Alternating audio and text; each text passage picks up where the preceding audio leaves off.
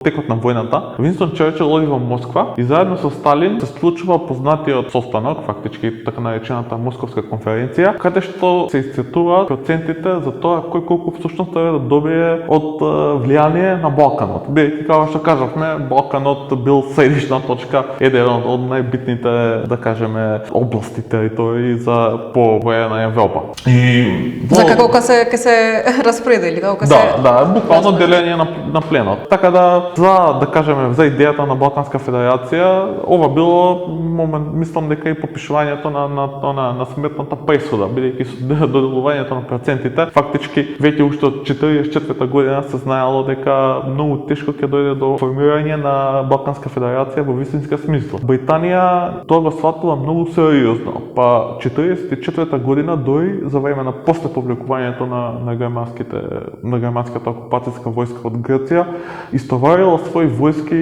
во Атина, во Грција. И дои во декември 1944 година има и судири помеѓу грчките партизани од ЕАМ ЕЛАС против британските војски. Буквално се водат улични борби во самиот град.